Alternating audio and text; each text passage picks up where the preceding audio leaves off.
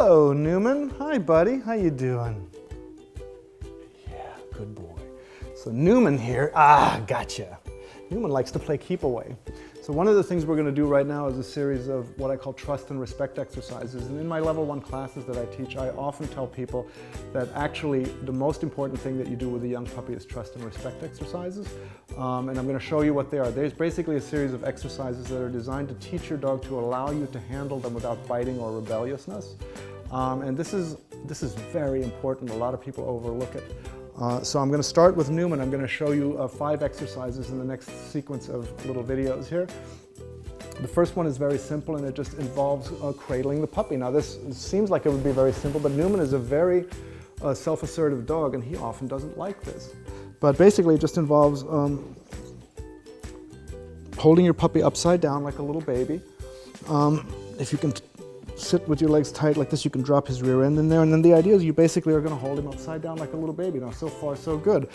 And if the dog puts up with settle. If the dog puts up with it, great, but often what they'll do is what he's just doing, which is after X number of seconds, they'll decide, I don't want to be here anymore, and they'll start struggling. The important thing in this particular exercise is no matter how hard he struggles, I don't let him up. I need him to understand is when I decide to hold you in a very simple and comfortable position like this, even though it might be vulnerable and submissive, you have to deal with it. If he starts to struggle, I'll clamp down on him, go settle in a strong tone. If he starts biting me, which they'll often do, I would grab his muzzle, kind of clamp down on it a little bit in a bit of a hard tone, say no biting. Good boy. If he's being good, then we pet him and we stroke him. Most dogs like having their ears massaged.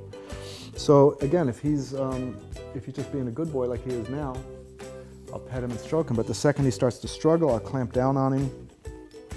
Sometimes I'll distract, settle. I want him to get, when I've got you like this, it doesn't really matter what else is going on, you need to relax and let me do what I need to do.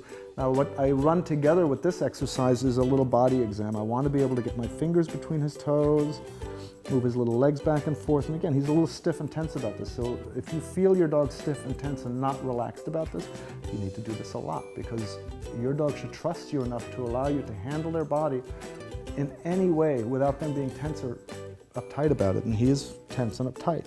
And then they might start struggling, and you go settle. And then this just requires time.